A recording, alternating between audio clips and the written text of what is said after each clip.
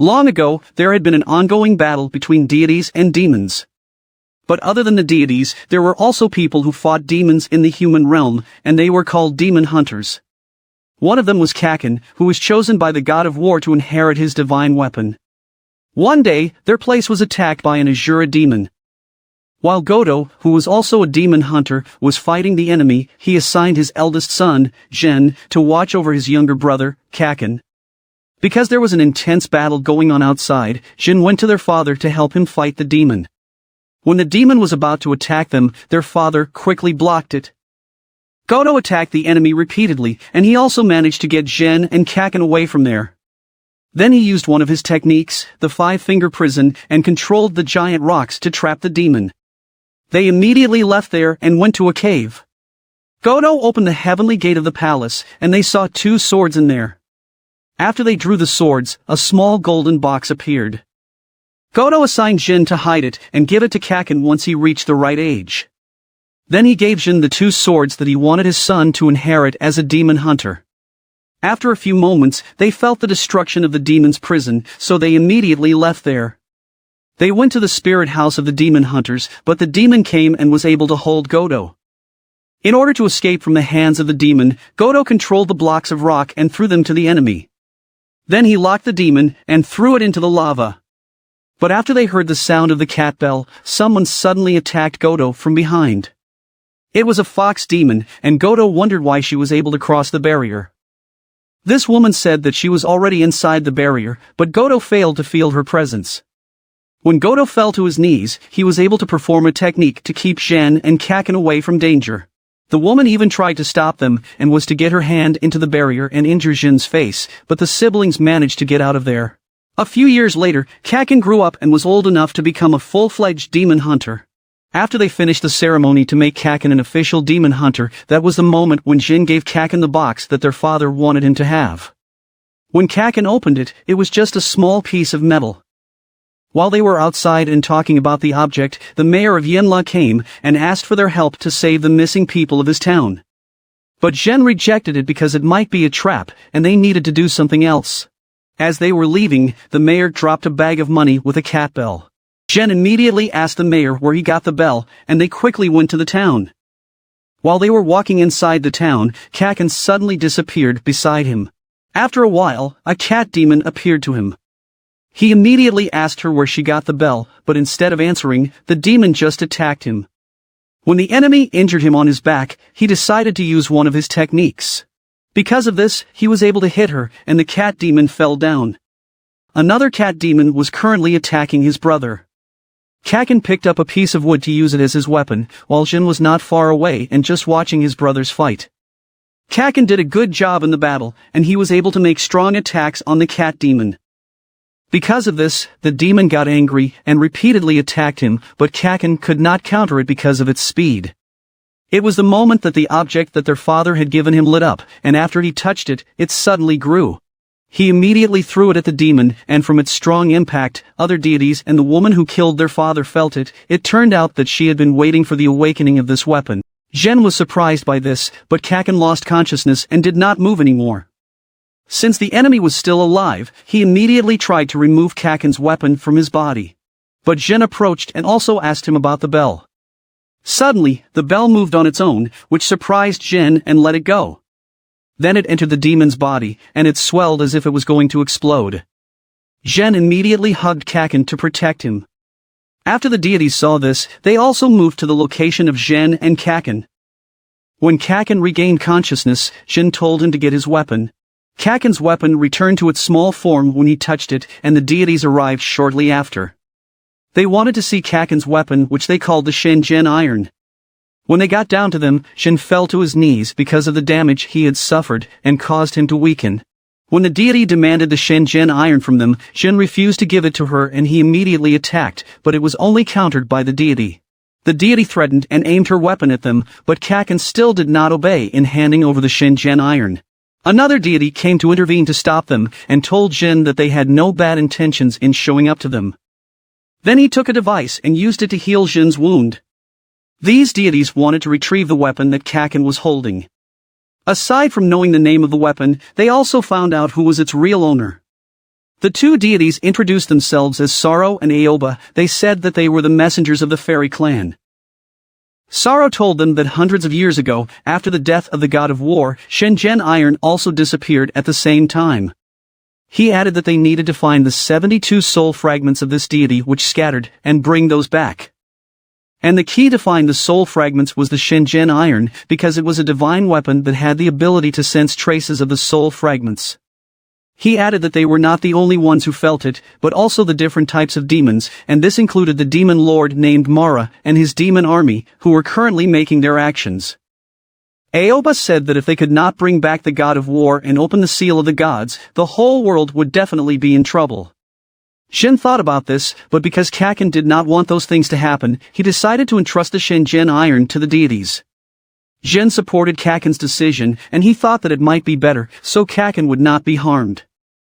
Then they decided that they would go to the mayor to get the payment, but as they were about to leave, Aoba stopped them because Kaken gave her a fake Shin Iron. When Kaken touched it, it returned to its golden color, but when Aoba touched it, it became like normal steel. Aoba was wondering why it happened, then Sorrow mentioned that according to what he had read, that due to the 100 years of Shin Iron slumber, only those with a pure heart were the only ones capable of waking it up. It meant that Kaken was chosen to be its new owner. Because of this, Aoba decided to take Kaken and Shin with them in their search for the soul fragments. After they got the mayor's payment, Kaken used the Shin Iron to find out where they should start their search. Using their car called the White Dragon, they wasted no time and left immediately. While they were eating, the White Dragon's safety brake had activated and lost its control. After they learned from the White Dragon that they had passed someone, Shin got out of the car to check who it was. When he confirmed that it was a woman, he immediately went to her location, but the woman lost consciousness because she was injured. After they treated her wound, Sorrow asked her where she got her injury. The woman said that it was done by the bandits she met when she tried to run away from them. Since she was still afraid that she might encounter the bandits again, the woman begged them if they could send her back to the Dark Canyon. That was the moment when Shin told her that they were also heading there to find the soul fragment. Kaken also showed her the Shin Iron, and this made Aoba scold him because he was not supposed to do it, since the woman had nothing to do with it. When Sorrow and Aoba left, Shin asked for her name, and she introduced herself as Yang. At night, while they were sleeping, Yang tried to take the Shin Iron using her weapon, but Kaken just moved it away from him. The next day when Shin and Kaken woke up, they found out that Yang was no longer in the car. It was only here that Kaken realized that the Shin Iron was missing, because Yang successfully took it from him. Yang had her own reasons why she wanted to get the Shin Iron. It turned out that the leader of the bandits who captured her sister Xian, named Shogo, ordered her to do it. She also found out that he was holding one of the soul fragments, and Shogo showed them how powerful it was. Shogo told her that the Shin Iron was the strongest divine weapon in the Star Realm, and if he could get it as well as the power of the god of war, the demons would surely follow him.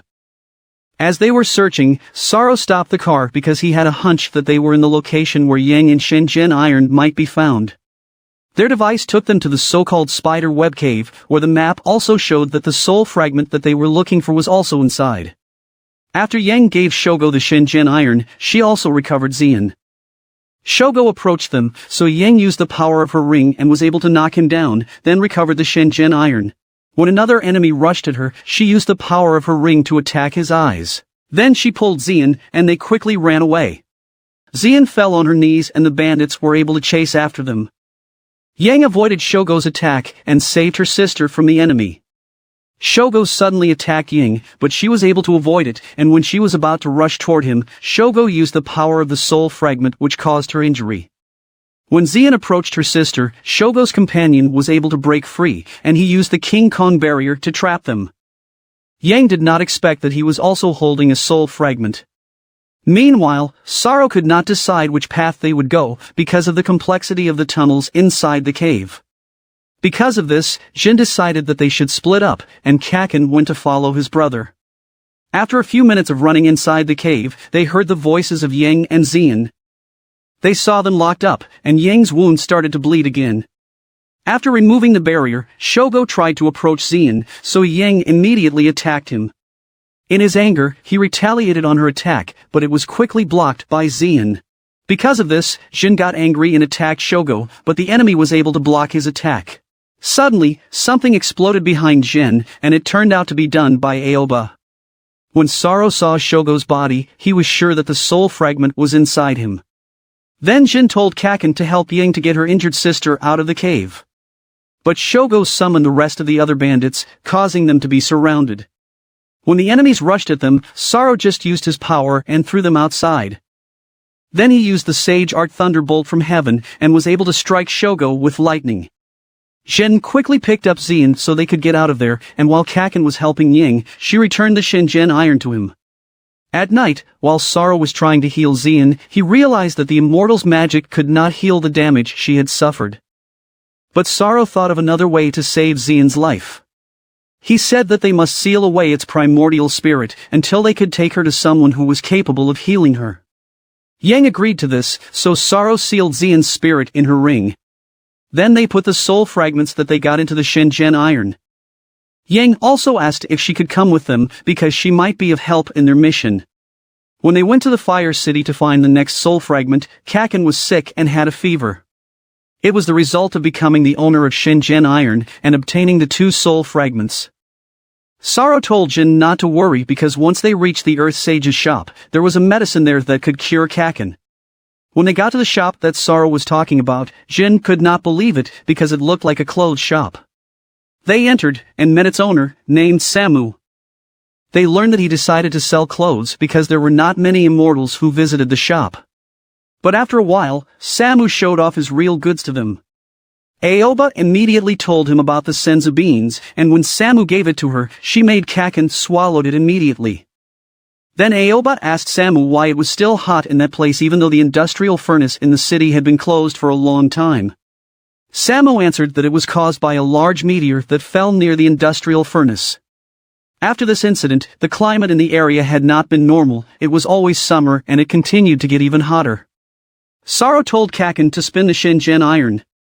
When Kaken did this, Saro saw from his device that the meteor responded to it. Because of this, there was a high possibility that the soul fragment was also in this area. When Aoba and Saro decided to go to the location, Shin asked them if he could come as well. They arrived at the base of the fire evil cloud, which was called the Grand Flame Castle. Saro looked at the device for the location of the fire evil cloud, and they also saw that there were too many demons there. But they were surprised when Shin suddenly created a hole causing the enemies to be alerted and face them immediately. When they entered the next room, Shin noticed the strange portraits on the wall because they were all about the same woman. After a while, the fire evil cloud, who was the one holding one of the soul fragments, named Gadgel, appeared to them as he descended the stairs. Shin tried to attack him, but he immediately created a fire barrier, causing Shin to retreat. Shin rushed again, but he was only blocked by Gadgel's power. When Gadgel attacked him, Shin managed to block it with his swords. It was only here that they found out that Gadgel had a plan to take the blood of a fairy like them. Saro immediately thought that Gadgel had a plan to activate the Fire Bite Forbidden Jutsu, and he was right about it. It turned out that it would be used to destroy the Immortal Palace, which caused Aoba to be angry and attack Gadgel, but it was blocked by the enemy. Shen got up and told them that he would be the one to fight against Gadgel, so that he and Saro could get out of there. Gadgel suddenly attacked Aoba, so Jin quickly blocked it. Shen insisted that they should leave the area, and this forced the deities to obey. The residents noticed the sudden increase in the temperature of the surroundings, and they were shocked to see that the industrial furnace was releasing fire. When Kaken and the others came out, they could not believe what they were seeing. Meanwhile, as the fight continued between Shin and Gadgel, Shin's speed still did not work, causing him to be beaten by the enemy. But Shin did not give up yet and continued to attack until he was punched by Gadgel in the stomach. That was the moment that he fell, and when Gadgel was about to kill him, Saro and Aoba suddenly returned to save him. When they left the area, some blood from Saro's wound was left on the floor, and Gadgel immediately took it. He did not waste the time and immediately used the blood to activate the Fire Bite Forbidden Jutsu, which Aoba and Saro also noticed. Aoba intended to stop Gadgel, but Saro stopped her because he knew that she could not use her 9-nailed cannon yet. Aside from this, half of their magical power could only be used in the lower realm, and it would not be enough to defeat Gadgel. Aoba was worried about what might happen to the immortal palace, but Saro said that it would be okay because it had been years since the meteorite fell and its structure had definitely changed. But their only concern was, once it disintegrated due to excessive heat, it would surely fall in the city. After a few moments, their worries came true, and Gadgel was also surprised by this. People ran quickly and even Kaken and Ying almost got hit. When they were about to leave, Kaken heard the child's cry, so he went back to get her. But a meteor hit the building near them that almost crushed them. Luckily, they were saved by Ying. Saro's group had also arrived, and they moved together to evacuate.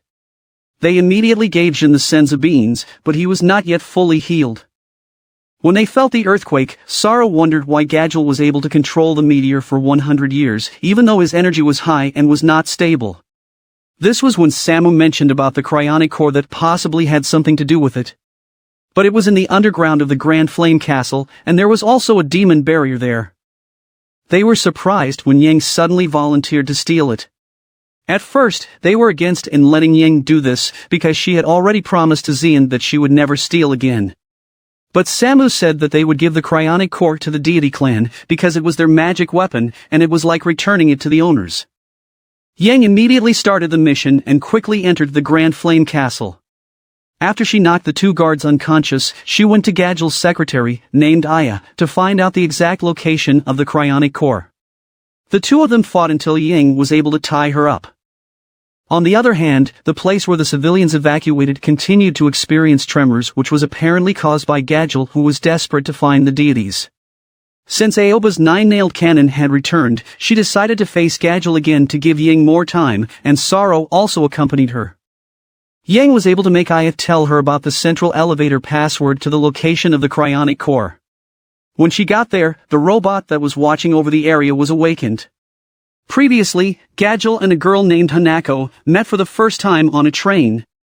Hanako tried to stop a man from stealing the wallet, and when the man was about to hurt her, Gadgel saved her. A few months after their wedding, the demon army started attacking the fairy realm. The meteors fell on their city, and Gadgel witnessed the fall of the biggest meteor on the building where Hanako was located. When Aoba attacked him, he quickly blocked it. This was the moment that their fight started, and they also found out that Gadgel's anger towards the deities was so strong that he blamed them for Hanako's death. While he was attacking Saro's group, the Shenzhen iron fell near them and caused the King Kong barrier to be activated. Then they were surprised when they saw Kaken. It was here that Saro told the story of the day when the demon lord tried to destroy the immortal palace with a meteor. Using the created barrier from the power of the deities, its trajectory was changed, causing the meteor to fall into the lower realm. Gadgel wanted to kill Aoba, and when he attacked her, Kaken immediately used the King Kong barrier and saved her. Gadgel suddenly felt strange and gradually changed his form into a monster. When Yang defeated her opponent, she immediately approached the cryonic core. But when she was trying to take it, she failed, then it suddenly released an energy. As Gadgel was about to attack again, he felt the energy released by the cryonic core. Because of this, he returned immediately to the Grand Flame Castle. They were supposed to follow Gadgel to save Ying, but because of Aoba's injury, Kaken decided that he would be the one to stop the enemy. In this situation, Saro used his power to immediately send Kaken to Ying's location. On the other hand, someone entered the room where Ying was, so she quickly hid. He took the cryonic core, but after a while, Gadgel also came in the room. Gadgel immediately attacked him, and both of them fought. Gadgel was surprised when his opponent's appearance changed, and with just one punch, he was thrown away because of its extreme strength. Then it was followed by another attack, causing Gadgel to return to his human form. The soul fragment also came out of his body, so the enemy got it too. While his attention was on the falling meteors, Kaken suddenly attacked the container where this man placed the cryonic core and the soul fragment. Shenzhen iron absorbed the soul fragment, that's why Kaken was attacked by the enemy, and fortunately, Yang quickly saved him. Because the enemy could not let go of the Shenzhen iron, he just cut off his arm and decided to retreat. Now, their problem was the approaching meteors on the city. Gadgel suddenly spoke, and told them that they need to break the cryonic core to stop the meteors. Kaken did not think twice, and after he got the Shenzhen iron, he immediately broke the cryonic core. Because of this, the meteors suddenly disappeared, and they saved the entire city. After that incident, they continued to the next location of the soul fragment. While they were on the way, Kaken noticed that something was bothering Sorrow. When they reached the town of Yanga, the white dragon had a problem. After Sorrow went out to check on this, Yang and Jin also noticed that Sorrow was acting strangely. Even though they wanted to accompany Sorrow to the nearby mine to get the materials that were needed to repair the white dragon, Sorrow did not let them come because they would only bother him. When Sorrow arrived in a certain area, he remembered the day when he had a mission with his group in this town. They entered a mine and were surprised by what they saw, as if a fierce battle had happened in there. Then they saw the big hole in the middle, and since their mission there was to find out what happened in this mine, they all entered it. They saw people who were like zombies, and no matter what they did to them, they would not die. Sorrow suspected that these might be the missing miners. Since the number of the incoming zombies was increasing, they decided to blow them up. One of the zombies bit the foot of one of their colleagues, who was Blackhead. After they left, they did not know that a magic circle had been formed from Blackhead's blood. They were able to hide in a room where there were devices in it that they could use to contact their headquarters and request for a backup. Sorrow assigned Afu to do it, and a few minutes later, Afu finished it. But something suddenly attacked from behind him, which turned out to be a corpse-reaping beast, and this caused the death of Afu. Aoba was currently narrating this incident to them while Sorrow was gathering the material he needed from the mine. He was surprised to see the magic circle. It turned out to be a sacrificial formation that opened a way to the demon's realm. It was the moment when he realized that his team might have been the sacrifice in this formation during those times. When he got up, the corpse-reaping beast appeared in front of him, and when it attacked him, he remembered the times when he fought it together with his companions. After the monster removed all the barriers he had created, Sorrow fought the enemy again, but his attacks did not work on the beast until he collapsed when he weakened. Jiu got up and sacrificed himself to save Sorrow. When he woke up, he saw his former teammates. He immediately apologized to them because he failed to protect them as their leader. When Jiu spoke to him, he reminded Sorrow that he should not be there yet because he still had a mission to complete. He added that Sorrow still needed to find out the truth behind the sacrificial formation. When he regained his consciousness, Kaken was in front of him, and they had traced his whereabouts because of the white dragon. The others were all fighting the monster, and even though they were working together, they could not even injure the enemy. Sorrow instructed Kaken to use the King Kong barrier to protect the others. When Sorrow started his plan, Kaken quickly used the King Kong barrier, and Jin was surprised that he was also included inside it. Kaken then used one of the Shenzhen Iron's powers, and with its great strength, it made a big hole, causing the monster to be exposed to sunlight, and it gradually turned to ashes. Before they left this place, Sorrow promised his former colleagues that he would find out who was the person behind the sacrificial formation. Then they continued to the Divine River. After several hours of their journey, they finally reached their destination. They were amazed while watching the beautiful view outside. It was here that they found out that this place could not only heal the wounds and illnesses of injured people, but there were also who came there to request and pray for whatever they desired. This was the reason why many people lived near it and why the sand town was formed. But Aoba informed them that after what happened in the mine, the fairy realm had removed the garrison unit that was assigned there, so the demons could roam in the area freely. When Jin bathed in the river, Kaken immediately noticed the healing of his wounds. After a while, they noticed a man, named Volg, in the distance. Jin told Kaken to get his things, then he approached Volg. Jin asked this man, but Volg did not answer him at first. When Kaken came, they thought that Volg was also asking for something from the Divine River, so it was the moment that Volg answered them. Volg noticed Jin's weapon, and he remembered the day he fought the previous owner of the double sword, named Chi Tian, who defeated him in the fight. But Jin and Kaken did not know the person that he was talking about, so they thought that he was just making a mistake. But Volg said that he could not be wrong, because the double sword that Jin was holding was the one that caused the scar on his face. He added that only the strongest demon hunters had the right to hold a double sword, and if Jin was not related to Chi Tian, then he should not hold it. In order for Jin to show Volg that he deserved to wield a double sword, he decided to fight him. Kaken tried to stop them, and that was when Aoba and Sorrow came. Aoba told Volg to leave, but he suddenly attacked her, which surprised them. Yang suddenly intervened and called Volg an impermanent ghost. Yang recognized him because he was holding the dark bone sword. Then she suggested to Volg that he should give Shin time to heal, because their fight would not be fair if they do it at the moment. Volg agreed to this and gave Shin 12 hours to recover. When they returned to the White Dragon, Yang told them the rest of what she knew about the impermanent ghost. To become the strongest swordsman, Volg stole the Black Bones sword. After the former Demon King found out what Volg had done, he ordered his disciples to attack him, but Volg was also the one who would kill the former Demon King. After hearing what Yang said, they both realized that even if they helped each other, they would not be able to defeat him. But for Shen, there was still a way to defeat Volg. If the former owner of the double sword was able to defeat him, there was a high possibility that he would also defeat the enemy. Kaken did not agree with what Shin was thinking, and thought of a plan to escape from Volg for now. Through this, they would have a chance to get stronger.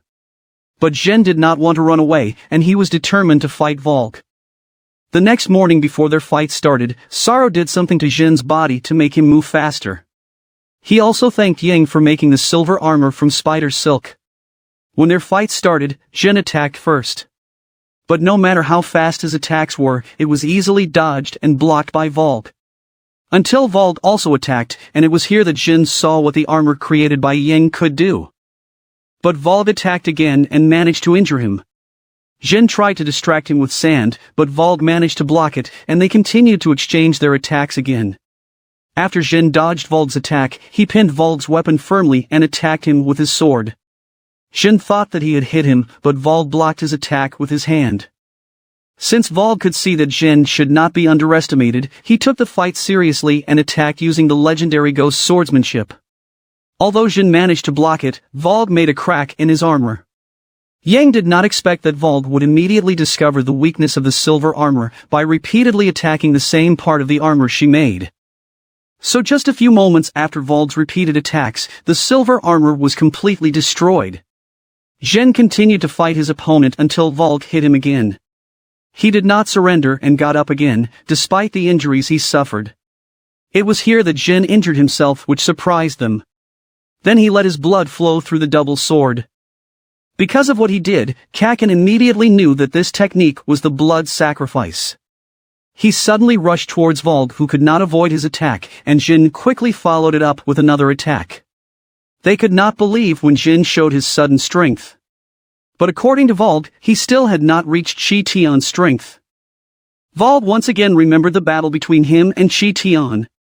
So he also recalled what Chi Tian told him about their respective reasons why they were fighting. Until Chi Tian used one of his techniques that Volg would not be able to forget. When Shin attacked again, Volg hit him, causing him to be thrown into the river. But he got up again and thought of nothing else but to get rid of the demons. Volg became interested on this and thought that Shin might fulfill his request. Shin rushed in again, and because of what he was showing, it was not only Volg who seemed amazed, but the others too. But Shin walked toward his companions, which surprised them. Then he suddenly attacked them, which was quickly blocked by Kaken, and when he attacked again, they all retreated. Shin could no longer recognize them anymore, because he only see them as demons.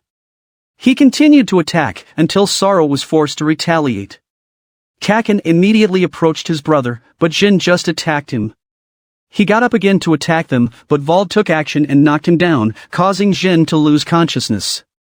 Shin dreamed of the day when his father and Chi Tian were still together. One day, the two of them went to a town where other people could barely move due to extreme hunger. After a while, they suddenly heard a child shouting that the mountain demons were coming to eat them. Chi Tian faced them, and when one of them attacked him, he quickly killed it. The other demons attacked, so he defeated them all. Then he went to the cave where the enemies lived, and saw the young mountain demons. When the old mountain demon was about to attack him, Chi Tian got ahead of him. The old demon begged him to let the young mountain demons live, because they were innocent. After Chi Tian got out of the cave, he told Goto that he was going to the underworld. He believed that it was possible for him to see hope in order to end the battle that they were facing. When he came there, he immediately saw the demons lying on the ground. It turned out to be done by Volg, and when they faced each other, Volg immediately felt the countless souls of demons in the double sword. For this reason, Volg could tell that Chi Tian had the ability to become a god. So he challenged him, and this started their battle. A few years later, while Goto was leading the people he had saved from the demons, he met Shi Tian again, and he was carrying the baby Kaken. Shi Tian told Goto that everyone's welfare depended on this child. Then he entrusted Goto the double sword to bequeath the weapon to the next generation of demon hunters.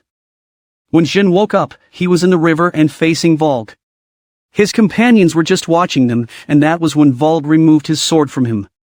Volg told Shin that he just wanted to return the favor when Shi Tian let him live. But next time he would not let it pass, and if the day comes when Shin deserved to inherit a double sword, then they would fight again. Kaken immediately hugged Shin, and he told him that he dreamed of their father with Shi Tian.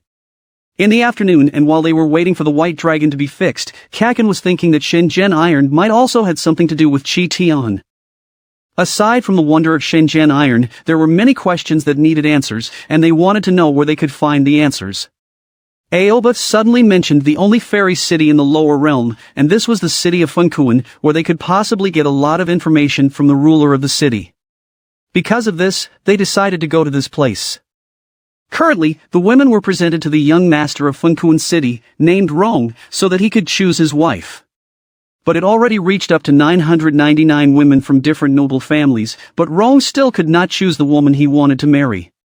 Until the last woman was presented, but she looked like a man, causing Rong to run away from her. When his uncle Fu chased him, it was here that he told him who was the woman he wanted to marry, and it turned out to be Aoba. Saro noticed that Aoba seemed to have hesitation on going to Funkuin City. When he asked her about it, Aoba mentioned that they might just waste their time in Funkuin City. But Saro also said that since Emperor Chongyan was the ruler of Shenzhou, he must know a lot. Suddenly, the white dragon detected something, and Kaken also showed them that the Shenzhen Iron also detected a soul fragment.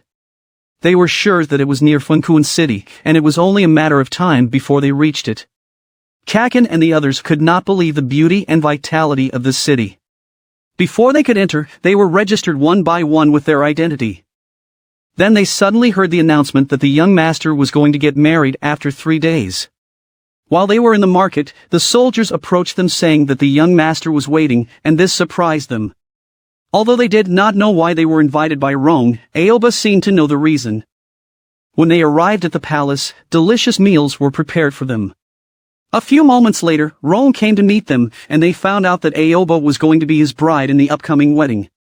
Long ago, Rong was beaten by other children in the Fairy Realm School, and Aoba defended him against his bullies. They became friends, so Rong decided that he wanted to get married to Aoba when they grow up. Because Aoba was attracted by the food that she could eat in Funkuin City, she agreed to be Rong's bride, and they both made a promise. It turned out that Aoba only ordered the 4 children to bully Rong, so that she could be his friend and she could eat all the food she wanted. But even though Aoba admitted this to Rong, he did not care about it anymore. Saro reminded Aoba again about their goal, and that was to talk to the emperor. But the emperor would only return on the day of the wedding, so Aoba had to pretend until they met him. Uncle Fu also intended to take them to their room, but they preferred to walk around first and plan the search for the soul fragment. They split into 2 groups to speed up their search. While Zhen and Yang were relaxing, Shin noticed a beautiful woman passing by, but Yang immediately saw that someone was waiting to snatch her belongings. And Yang was right in her suspicion, so Shin acted immediately to help the woman. But he failed to stop the culprit, and the woman even mistook him as the pickpocket. Zhen did not notice that the pickpocket wore the necklace on him, causing the soldiers to arrest him immediately. Yang told the guards that they were guests of the young master. But when the soldiers looked at their names in the registration information, it was already written that they were illegal immigrants. Because of this, they quickly ran away from the guards. As Kaken and Saro continued to search for the soul fragment, they found it difficult because of its non-existent signal, so Saro wondered if the soul fragment was really in Funkuin City. Suddenly, the Shenzhen Iron pointed to the gate, so they hurried to it. They left the city, and when they reached the forest, the signal disappeared again. So they decided to go back to the city, and when they were about to enter, it was suddenly announced that the gate would be closed as a security restriction, then the gate was locked and they could not enter. They even tried to force their way in, but there was a barrier that surrounded the entire city. A few moments later, an old man came who introduced himself as a resident of the city. He was also unable to enter because he went out to get medicinal plants for his son. But he remembered another way to enter the city. This was the underground secret tunnel which was created by deity craftsmen when the city was being built. When he was young, he discovered a strange entrance, and it was possible that this was the door of the secret tunnel. They went to it, and the old man's suspicion was correct. They immediately entered it until they found the way up to the city. After they went up, they got on a stage, and they were surprised that the old man suddenly disappeared. They were immediately chased by a soldier, and they also saw their faces on the screens, which were also considered illegal immigrants. Because of the sudden events that happened to them, Saro was already thinking that someone had planned this all along. On the other hand, Aoba and Rong's prenup photo shoot was conducted. When Rong was about to kiss Aoba, she got angry and asked Rong why he still wanted to marry her even though she lied. So Rong also told everything that he did before, which surprised Aoba. In Rong's desire to get Aoba's attention, it turned out that he had already talked to his 4 classmates to pretend as well, so Aoba was forced to intervene. Aoba thought that she was in control, but she fell on Rong's setup. Rong suddenly hugged Aoba, and the cameraman captured a good photo. It was immediately shown on the screens, so the people saw it, including her companions. Saro remembered again the events since they left the city, and he realized that Aoba was now in danger. Even Yang and Shin were already thinking that someone had set them up. Aoba was furious on the photographer, so Rong suddenly showed her something that he used to completely take control of her.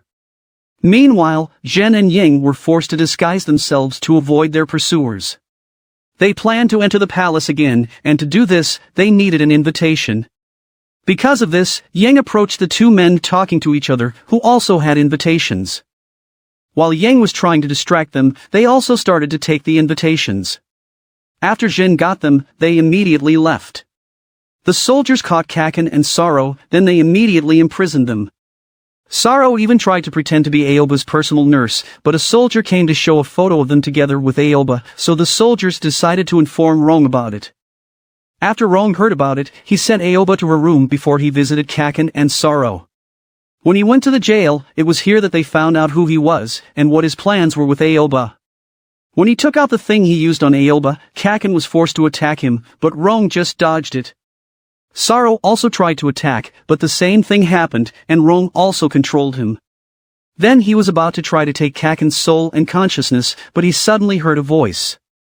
Because of this, he did not succeed in what he was planning, and his soul power almost ran out, causing him to release Kaken.